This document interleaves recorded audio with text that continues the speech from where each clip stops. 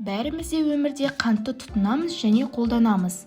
Кейбір адамдар айтуы мүмкін, қантты қолданбаймын десе де, қантты тәттілерді, өнімдерді жеуі мүмкін. Қантты көп жеу зиян екенін бәріміз білеміз. Бірақ сонда да тәттісіз шай ішу өте қиын-ақ. Өйткені тәтті ағза үшін қажет зат. Ол қан құрамындағы глюкоза мен фруктозаны түзуге қатысады. Егер ағзада глюкоза азайса, ұйқышылдық, шаршау басталады. Тәтті мидың жұмысын жақсартып, қуат береді.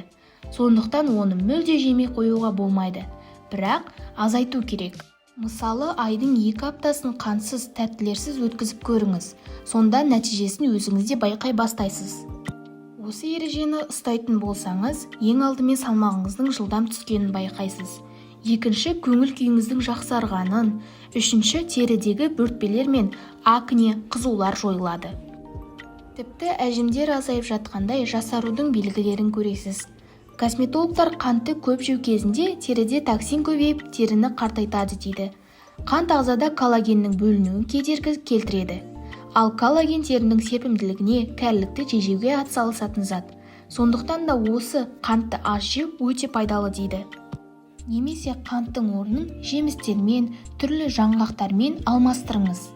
Қант жемеу ауруларды азайтады. Дәрігерлердің ескертуінше аллергия, астма және басқа да созылмалы аурулар кезінде тәттіден тыйылу қажет. Егер сізде созылмалы аурулар болса, қантқа шектеу қойған соң әр жеріңізді мазалауы басылады екен. Бірақ сонда да әдетке айналған нәрседен құтылу қиын. Әлеуметтік дәстүрлер бар. Кешке шай мен торт, таңертең кофе мен тоқаш. Егер сіз қанттан бас тартқыңыз келсе, бастысы тәттіні жеміске алмастыру. Және осы режимде 1 апта бойы ұстап тұру қажет. Әрине, бұл тәттілердің барлығынан бірден бас тартыңыз демеймін, бірақ аз мөлшерде және де өз ретімен ғана жеу керек. Ұнаса лайк басып, каналға жазылып кетіңіз.